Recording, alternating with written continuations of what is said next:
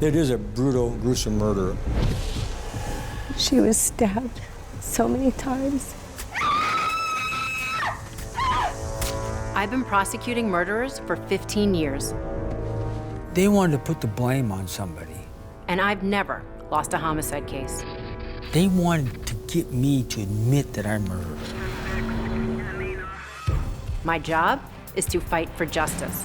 The jury had made a horrible mistake and convicted an innocent man. I've been defending the accused for over 20 years. The DNA evidence makes no sense. Ensuring the innocent don't serve time for someone else's crime. One of the things you learn in this business is to never trust the state's results. How do you plead? Not guilty. For true justice to be served, We need to answer one single question.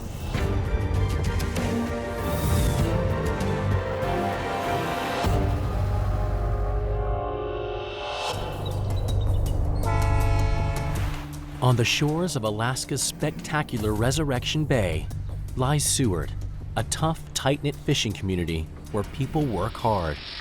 And that gives some enough reason to party even harder.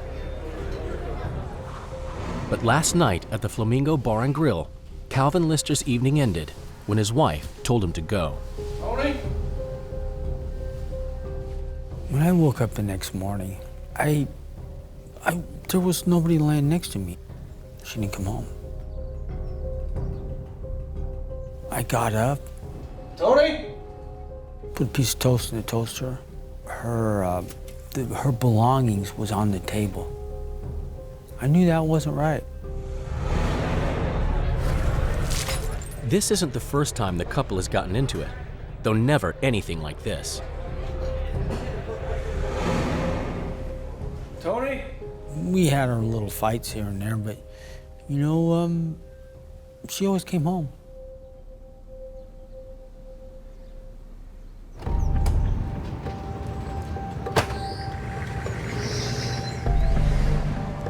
So where can Toni be? For Calvin, only one place comes to mind. Sandy was her best friend. I mean, who would better know where a person's at than your best friend? Toni and Sandy had a friendship that was like a sister friendship. Either they were good friends or they were hating each other that night.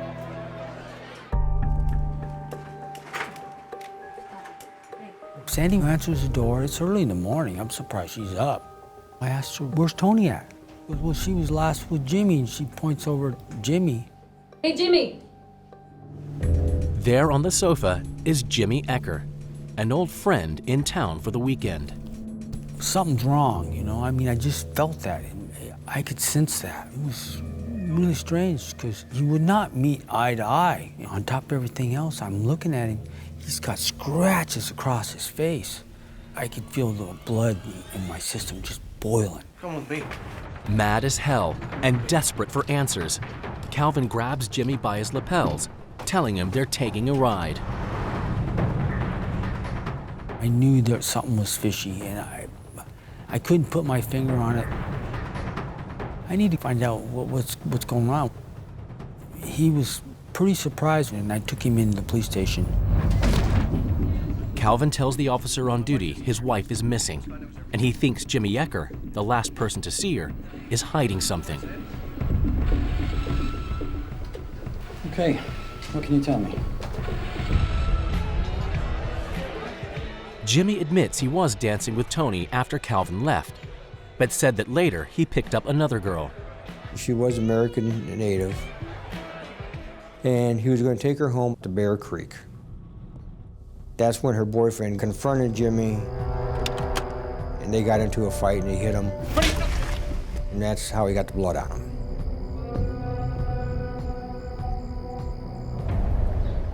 Is Jimmy telling the truth? Without any proof to the contrary, there's nothing the cops will do. Toni's an adult, so finding her is not a priority. I was a friend of Toni's. So I had come out to Seward to help out whatever I could do. I remember it was real windy drive going down into Seward. I went to Mike and Sandy's house. We sat and talked about what could have happened, what may have happened. It was quite a shocking thing, if you will. That all changes, though, when the clock hits 9 a.m. on Monday morning, and she's officially missing for over 48 hours. Folks, we have a missing person. What makes a missing persons case so difficult is that without a victim, you don't have a crime, at least not at the start. And with this case in particular, if Toni's husband Calvin or her friend from the bar Jimmy are responsible for anything bad happening to her, they certainly aren't going to simply come clean. That's what makes fact gathering the most important part of any investigation, way ahead of piecing those facts together. It takes a lot of self-discipline not to do it the wrong way around, because if you do come up with a theory first, it's human nature to subconsciously favor only those facts that back that theory up. Back in half an hour. Good one. To get their investigation underway, a detective heads to the bar where Toni is reportedly last seen. I understand that this lady was in here. She's familiar? Yeah, she was here. There he learns Calvin and Toni got into a heated argument. This was more than just a lover's tiff. Those two had gotten into a fight. Toni had taken a glass and she busted it on Calvin. She said that she was gonna sleep around with whoever she could. Well, I'd just go someone else tonight. I was just like startled. I mean, this is in front of everybody, and everybody's looking at me, you know. I threw out $20 on the table and said, yeah, come home when you feel like it. And walked out and went and jumped in my van and drove home.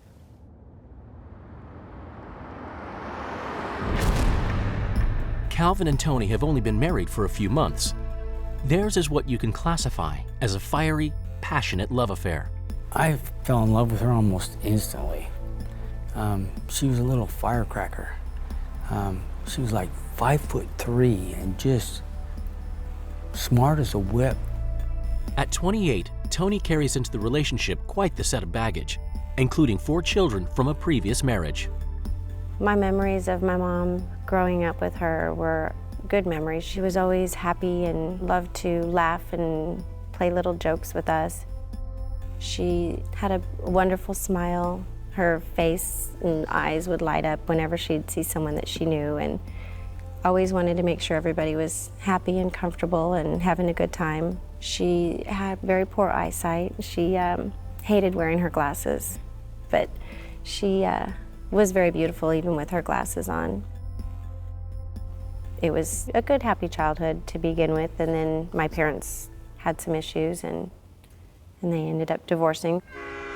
Eager to make a fresh start, Toni leaves her kids with her sister and moves 100 miles away to Seward. And it's not long before she and 22-year-old Calvin become an item. We went to go visit my mom at Calvin's place. She was smiling a lot, always touching his arm and saying how wonderful everything was going to be when we were all together again. And that was the last time I remember seeing my mom. She wanted to be young again, and I wanted to grow up way too fast. We both were partiers, doing cocaine, smoking pot, drinking. We just wanted to feel good. Calvin, he was a reckless type, a little hothead, if you will. The few times that I had met him, I know that Toni had mentioned to me that Calvin beat on her. They loved like crazy, but they fought like crazy. You know the best part of fighting? Was the making up. Oh man. She could make you feel so good. You know, I wasn't no angel, she wasn't no angel. We weren't so faithful to each other. We both had sex with other people. When you have a domestic situation that has some sort of acrimony, victimology tells us is that there's a good chance that the husband or the boyfriend could be the person that is responsible for the disappearance. The more police learn about Calvin, the more they feel the need to bring him in for questioning. I'm here to see bleeding. Mr. Calvin Lister. They wanted to know what I was doing, where I was. They grilled me pretty good. They wanted to put the blame on somebody. Good. He admitted to the police that they had argued, but he said that he had absolutely nothing to do with her disappearance. Calvin sure has motive. His new bride has just humiliated him.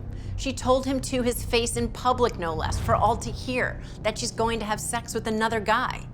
You don't need a hot temper or a record of violence to be enraged by that. And Calvin's got both. Calvin's also the guy who went straight to police in the morning to try to find her. That's got to throw a little cold water on the old jealous husband in a murderous rage routine. But I'll give you, doesn't entirely rule him out either. Days turn to weeks, and still there's no sign of Toni. Believing she would never abandon her kids, police fear the worst.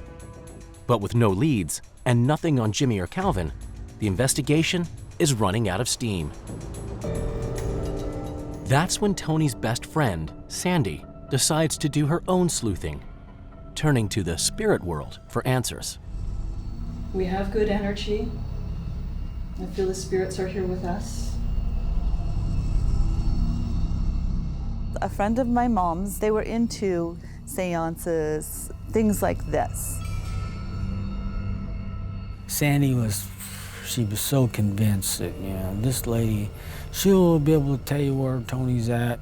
She asked for a piece of clothing. I brought down one of her favorite dresses. Not believing too much of seance anyway. I sense that we're connected to Toni. I feel that she's here with us. I was on this side of the table.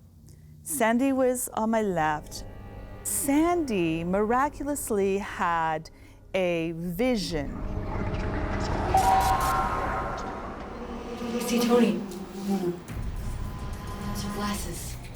Okay, so here I am going, holy cow, this is crazy. She actually saw where Toni's glasses were.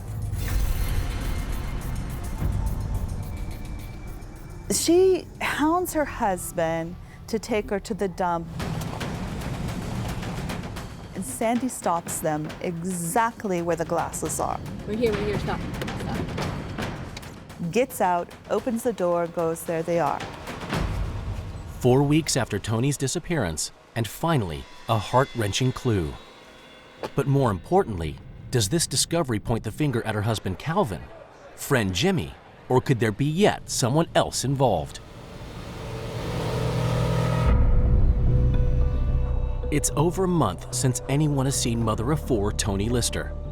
And for the dwindling number of folks who remained hopeful she would return alive, the discovery of her glasses at the local dump is a tragic blow. Odds are Toni, or what's left of her, is somewhere nearby. When investigators widen the search to the surrounding woods, it's not long before a shout goes out. I found her!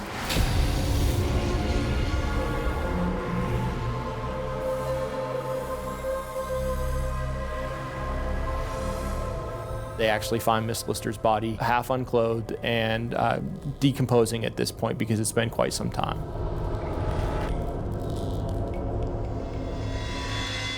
Her body was still intact. It hadn't been disturbed by the animals or anything. Her underwear was wrapped around her ankles, I believe. She still had her cowboy boots on, and her shirt was pulled up. They saw that she had several stab wounds to her neck area and chest area. Miss Lister has approximately 26 stab wounds. And by looking at the stab marks, you could tell that it was a Phillips screwdriver. You could see the hex mark in the wounds themselves. Earlier in the day, a Phillips head screwdriver got picked up by one of the volunteers. There was some joking about whether or not anybody needed a screwdriver that was out on the search party. Nobody wanted the screwdriver, so the individual just discarded it. Most likely, that's the murder weapon. And it could not be found again. This is a murder of brutal viciousness. You don't stab someone 26 times unless you're in a blind rage. And that usually means the attack is personal. It looks personal, all right. But there are a lot of guys in town Toni Lister had personal relations with. Besides her husband Calvin and Jimmy, the guy she's seen with at the bar. Who's to say she didn't cross paths that night with somebody else whose heart she's toyed with? 4 young children have lost their mother, putting the detectives under the gun to find the culprit. Top of the suspect list has to be Jimmy Ecker, the man she was seen dancing with the night she vanished. Just how solid is his alibi? He had actually told the same story to Sandra about giving the girl a ride home, the fight happening, the fight being the reason there was blood on him. Unfortunately, the police weren't able to find the identity of the young woman. When confronted with the information that his alibi didn't pan out, Jimmy Ecker says that I lied to you about that story, and the reason I lied is because I had been using hallucinogenic mushrooms.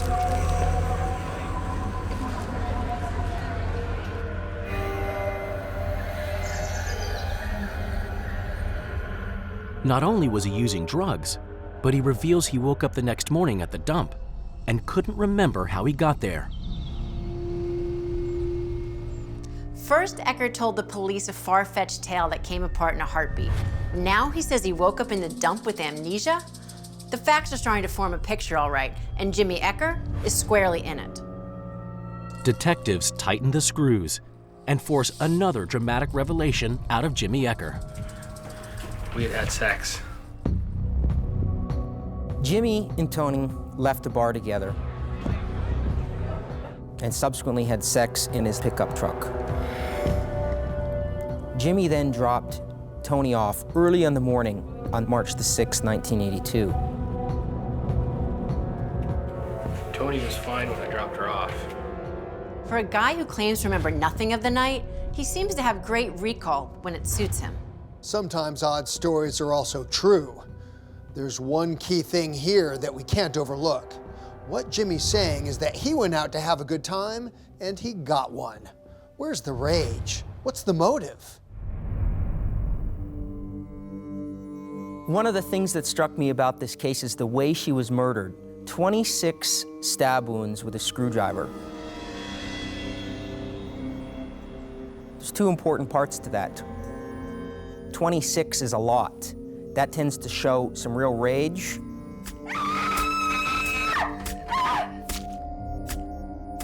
And a screwdriver tends to suggest that it was just the first weapon that a person could find, not that it was pre-planned. Jimmy had no reason to kill Toni. Jimmy had just slept with her. What could Toni possibly say to Jimmy to make him that angry? You're a bad lover? I'm going back to my husband? No, Jimmy is not crazy. This is a crime of somebody who wanted her dead. Despite Jimmy's barefaced lies and flip-flopping alibi, Seward PD have nothing concrete on him, and he's free to go. But his admission that he had sex with Toni the night she vanished suggests her husband Calvin might have a powerful motive for murder: jealousy.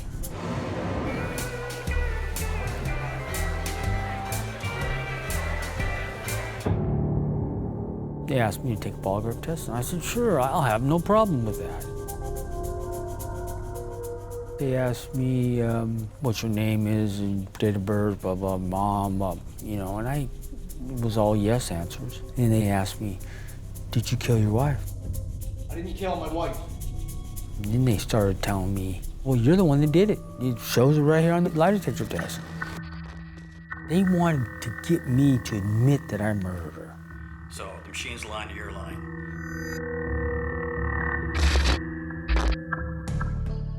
They started making accusations towards me. How come you're spending so much time at the bars now? Don't you have any feelings of what's going on? Failing a polygraph can't convict him, but it certainly is enough reason to turn up the heat. Add in Calvin's violent temper, plus he's got the most viable motive: jealousy inflamed by public humiliation. Every bit of scrutiny here is well-deserved. They can turn up the heat all they want. Right now, all they have is a seance and a polygraph. Both pseudoscience that Alaska courts know better than to consider as evidence. So what do they really have on Calvin? Nothing.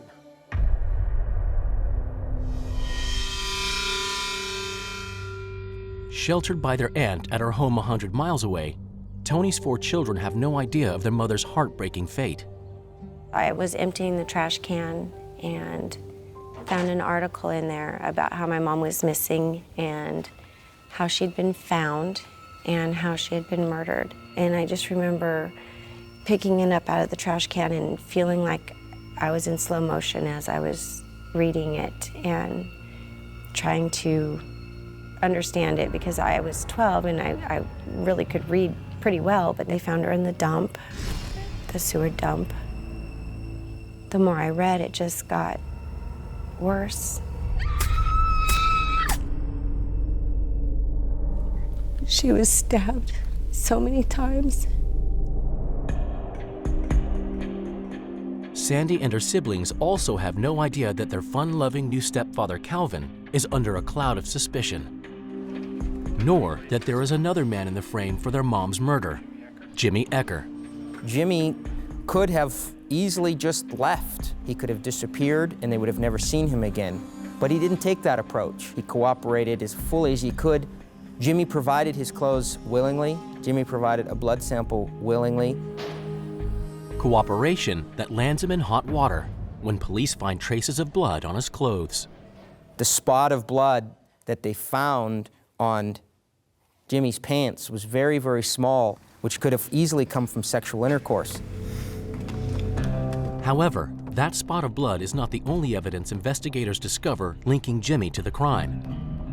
Forensics go over the truck Jimmy borrowed from his pal Mike the night of Toni's murder and discover a tag from a pair of Toni's panties.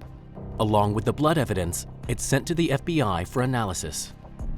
The trouble is, this is 1982, and the FBI can't definitively say who the blood belongs to. The FBI did what they could, but they ultimately packaged everything up and sent it back to Seward and gave them their results and said, we've done all that we can do at this stage. We can't help you any further. As for the tag from Toni's underpants, Jimmy's already admitted they had sex. Maybe it got tore off in the heat of the moment. You have 2 suspects, Calvin and Jimmy, who both have the means and opportunity to kill Toni. One admits to lying, the other failed a polygraph. But the forensics don't point to either one, so they can't make a case. The real tragedy here is that 4 young children don't have a mom. And so far, no one's being held accountable. It doesn't get any more frustrating for police and prosecutors than this. My youngest sister, Heather, and I would talk about it a lot. Why didn't they get the person? And, you know, he's still out there living his life. Why is he? He shouldn't be.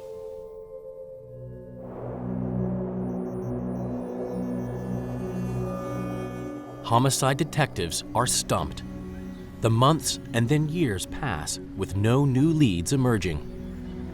When nobody would confess to the crime, the Seward police just threw up their hands and said, all right, moving on. And the evidence simply sat in the Seward police evidence locker for all those years. It just went to the back of everyone's minds. As an adult, I was really upset knowing still that this person was still out there free and getting away with taking my mom's life. I was angry. My sisters were angry. We wanted justice.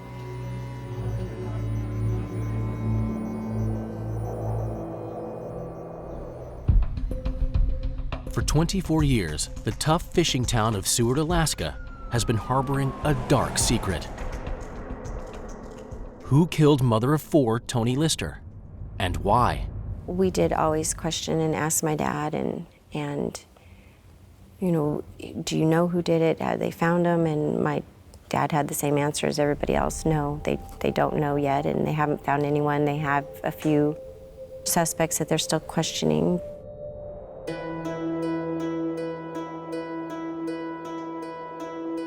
In April 2006, the local DA reaches out to the Anchorage Cold Case Unit to breathe new life into the long-dead investigation. the file lands on seasoned detective Tim Hunyer's desk.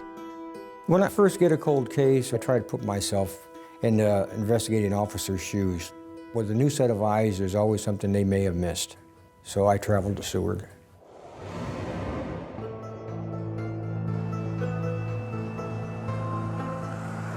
See if there's anything else I could do if he missed something.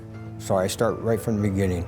Look at the people he talked to, try to get a feel for that. My next step was to look at the evidence that we had, to see how it was preserved in that, and get that evidence to the crime lab. The evidence was still stored, it was stored properly. They did a real excellent job. This is crucial.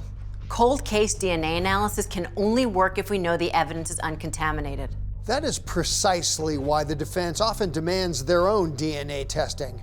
You have to make sure the evidence is what the prosecution says it is. Back in 1982, detectives had two viable suspects for Toni's murder: her husband Calvin and the man she was last seen with, Jimmy Ecker. I looked into what Jimmy Ecker was doing the last 20 so odd years and found out that he did get in some other trouble.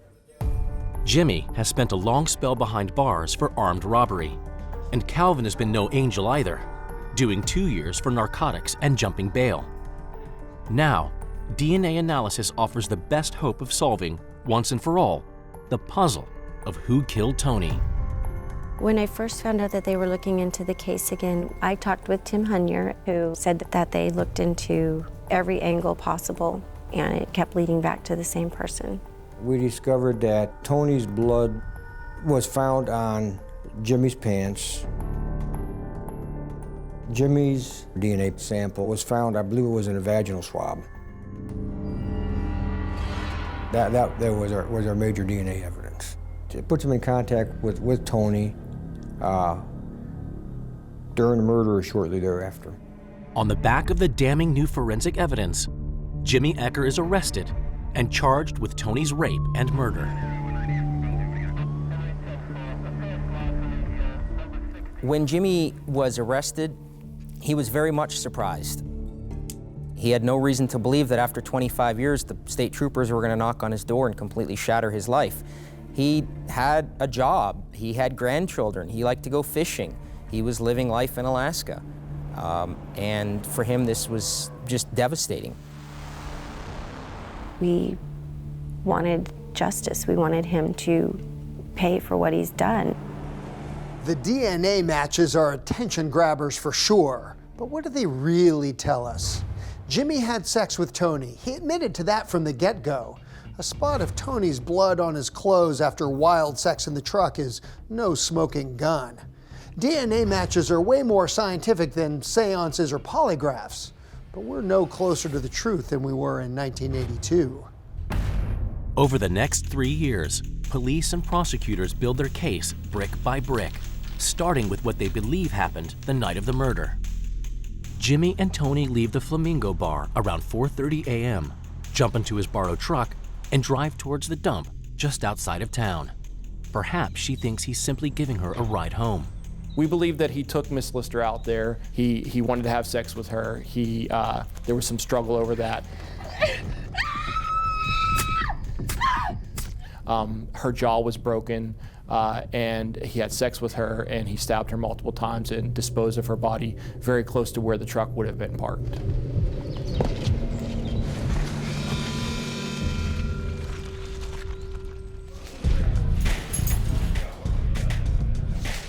Taking a cold case to trial can be tricky. The more time that passes, the harder it gets. Witnesses aren't always available, and when they are, their memories may have faded. So you don't do it unless you're pretty sure of what you'll have. What prosecutors now have on Jimmy Ecker, between his varying cockamamie stories and now the DNA matches, is a strong circumstantial case against him. I'm not so sure. You're making a big fuss about proving what we've always known. What no one's come up with is a convincing motive.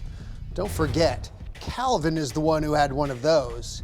That could be all the reasonable doubt Jimmy needs to remain free.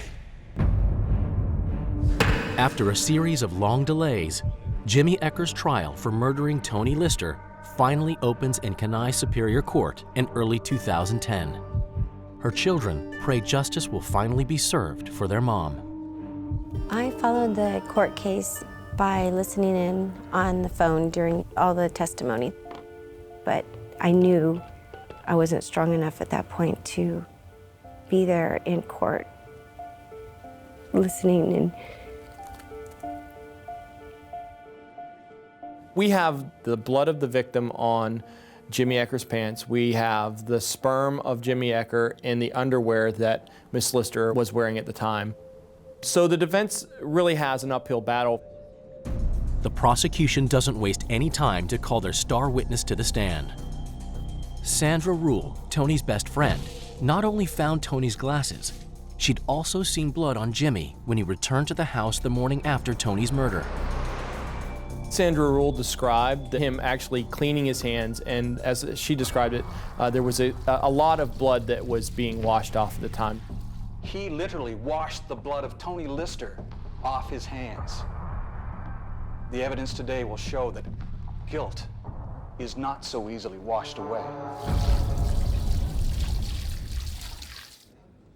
It's taken almost 3 decades to put Jimmy Ecker on trial for the rape and murder of Toni Lister.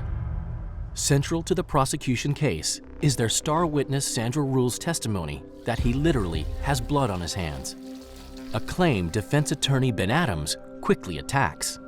Ladies and gentlemen of the jury, I agree with the prosecution that blood will prove conclusive in this case, but not in the way that he attests. I argued in court that Sandy Rule was lying. These are the clothes that Jimmy Ecker wore on the night of Toni Lister's murder.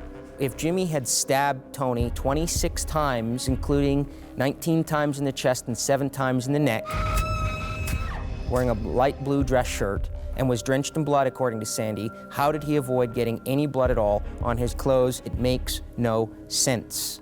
So Toni's BFF, Sandra Rule, says 26 years later that Jimmy was covered in blood the morning Toni went missing? Is this the same seance Sandra that was so desperate to find her pal? I'm sorry, but memory never gets better with time. That's fact. Objection. during the trial, there were some exchanges between the two attorneys that were pretty excited and heated sometimes. It isn't just the baffling discrepancy between Ecker's supposedly blood-soaked hands and the tiny spot found on his pants that the defense exploits. Attorney Ben Adams suggests the jury also takes a long, hard look at Toni's husband, Calvin. Maybe he's the real perp. On March 5th, 1982, there was a band playing in the bar. Toni was there with Calvin. There had already been domestic violence in the relationship. My understanding is it was very rocky. There was some discussion between Toni and Calvin apparently over cheating. After 30 years, people recalled that fight with perfect clarity. Toni threw a glass at Calvin and cut her finger. And one of the photographs that they specifically took as part of her autopsy was a cut. Jimmy and Toni left in the pickup truck and subsequently had sex in it. The defense argues the blood on Ecker's pants is easily explained. It comes from that cut on her finger. Jimmy then dropped Toni off early in the morning. I learned during my investigation that Toni was then subsequently seen in Seward. She was accurately described as missing her glasses, and her hair was mussed up. Now, it's Ben Adams' opportunity to cross-examine Calvin Lister. I didn't expect him to fall apart after 30 years, but I expected him to show some emotion, show something about the brutal slaying of your wife at the time. I'm not on trial here. They wanted to get me to lie. At that point, I didn't know what to really feel. I argued in court that Calvin Lister had killed his wife in a fit of rage and had subsequently framed Jimmy by dumping her body at the dump. He was trying to prove everything he could to get me. He's the guy that was guilty. It has nothing to do with me. If I was half a man, I'd take a leg off a table and beat the yeah. But no, you know what? I got a kid now. I can't do that. But then again, and I felt like everybody was against me at that point. It was always my position during the trial that Calvin is the likely killer.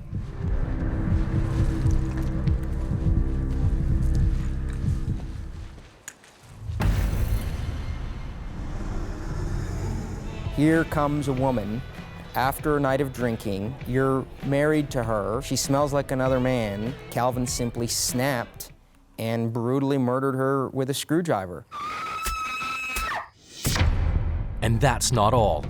In a dramatic turn, the defense argues that Calvin wasn't acting alone. Toni's best friend, Sandra Rule, was his accomplice. The seance was simply a smokescreen. Her testimony at trial was that she went out to an area near the dump and just happened to stumble across Toni's glasses.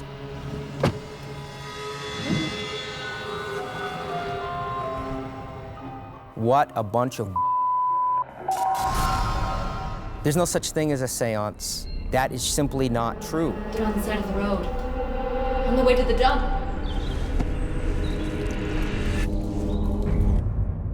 I argued in court that Sandy and Calvin had their own thing going on and that Sandy was helping to cover for Calvin.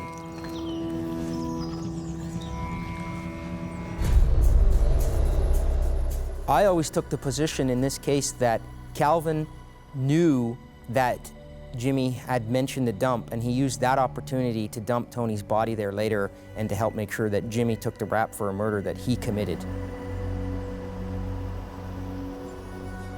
Toni's body was completely unmarked. Now look, Alaska is as wild as you hear that it is, and to suggest that Toni's body could remain at a garbage dump in Alaska for 6 weeks and not be touched by any animals, there are hundreds of bald eagles, which are meat eaters, to me is completely implausible. It doesn't make sense. Adams also argues that the seance is part of their deception. I see Toni. Either you believe in that sort of nonsense or you don't. And if you don't, that means that Sandy Rule knows a lot more about Toni's death than she's letting on. This seance story is ridiculous, but it sure is a convenient way to explain how it was Sandra who led investigators to the murder scene. Looks to me like Jimmy's defense is onto something. I don't buy the seance story either, but the evidence at the scene points to Jimmy Ecker, not Calvin Lister. Ecker's the one who had Toni's blood on his clothes. Ecker's the one who had sex with her just before she dies. DNA proves it. And he's the one who made up different stories about what happened that night. And don't forget, he put himself at the scene where her body was found. The jury retires to consider its verdict. Has the defense sown enough doubt in the minds of the jurors? Or will DNA evidence condemn Jimmy Ecker? The jury is out in the trial of Jimmy Ecker for the murder of Toni Lister. Both sides are waiting anxiously for the verdict. The prosecution has done a great job here. Even though almost 30 years have passed since the murder, they've built a compelling case. A case strong enough for a jury to agree and convict him. The phrase that keeps coming to mind is beyond a reasonable doubt. The evidence, including the DNA, is inconclusive. The star witness, unreliable to the point of suspiciously bizarre. Calvin is the one who should be on trial. If they believe that too, they have to acquit Jimmy. I had already set out the bottle of whiskey in the celebratory glasses. I fully expected to win it. Everybody expected Jimmy to be found not guilty. Everybody. 28 years after 4 children lost their mom, the 12 jurors have reached their decision.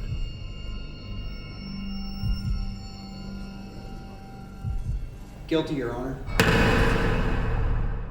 Guilty as charged. Never in my mind was I in doubt about his guilt, but waiting to hear what Judge Anna Moran was going to say was really nerve-wracking. She started hitting the gavel every single time for every stab wound that he gave my mom. 1, 2, 3, 4, all the way up to 26. It was to show how much anger and violence a person has to have to do that so many times repeatedly. And I had tears just running down my face. He took a mother, a grandmother, a sister, a daughter, and she meant the world to all of us. What a coward he was to not come forward in the beginning knowing he did this. The judge sends Ecker to prison for 99 years. For one man, it marks the end of a nightmare. Basically, it was a cut and dry case. I mean, DNA had his ass nailed to the ground. For another man, it's a massive setback. When Jimmy was convicted, I was devastated, and I promised myself I would not even practice criminal defense law anymore.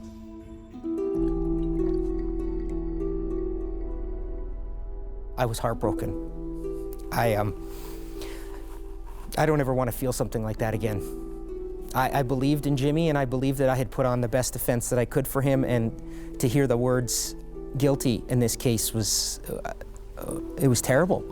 That was a very difficult sentencing for me. An interesting story, though. Right before the jury verdict came back, the judge called me up to the bench, and she told me they can't release him right away. They actually have to process him out of the jail. And what I took from that at the time was that even the judge believed that Jimmy was going to be found not guilty. I've never had a judge tell me your client won't be released right away. Everyone expected Jimmy to be found not guilty. But after about a week, I got back in the saddle, and I refused to give up. I always felt there was enough doubt in this case to clear Jimmy's name. I felt that the jury had made a horrible mistake, and quite frankly, I believed that the jury in this case convicted Jimmy just to try to give some measure of justice to Toni.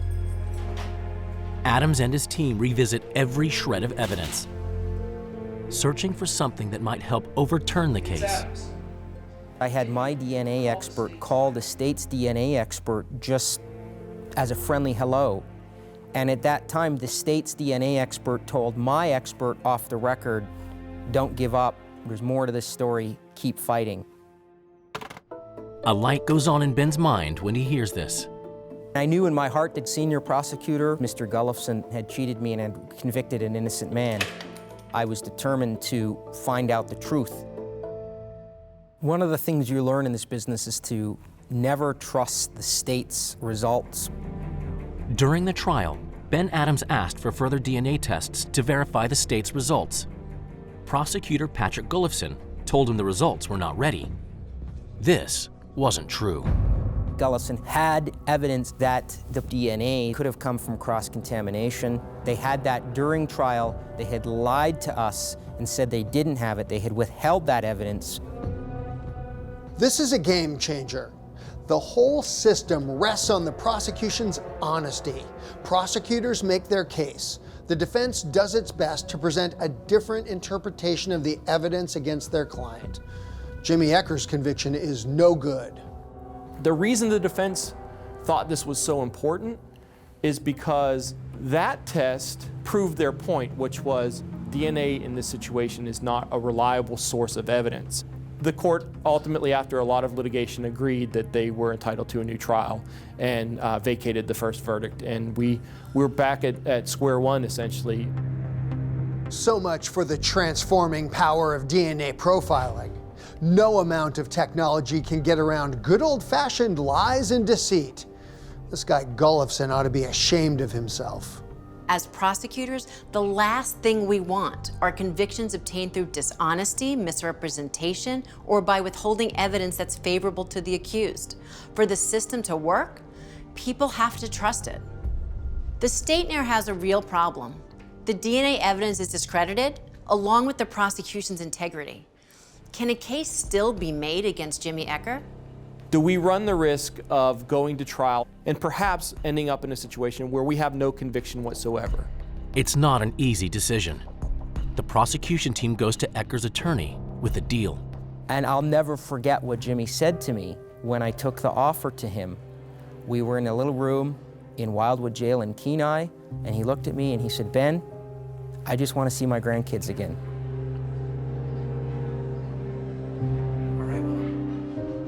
Mr. Adams and I ultimately come to a decision that Mr. Ecker will plead guilty to manslaughter and face a possible maximum sentence of 20 years. Under Alaskan law, Jimmy Ecker could be eligible for parole after 7 years, 5 of which he's already served on remand. Jimmy Ecker, how do you plead? Guilty.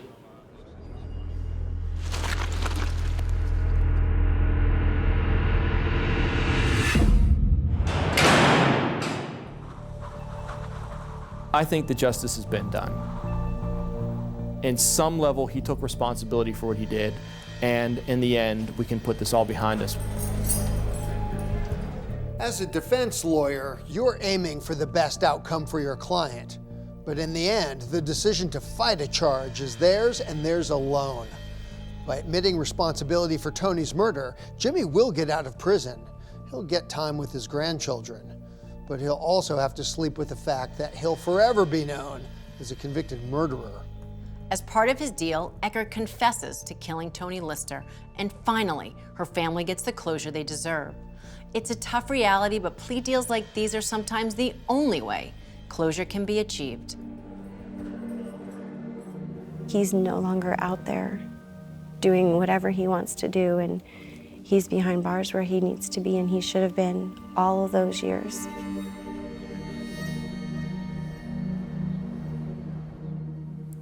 We don't know who our demons are, our angels are. Toni wasn't no angel, but she didn't deserve this. I wish I could take back time and change things, but I can't do that.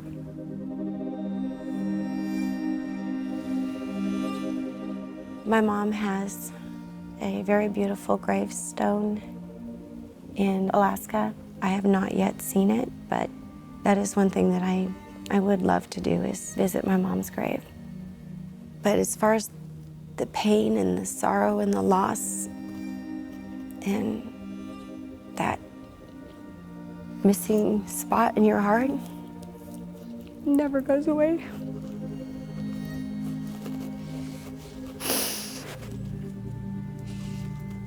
It's always there.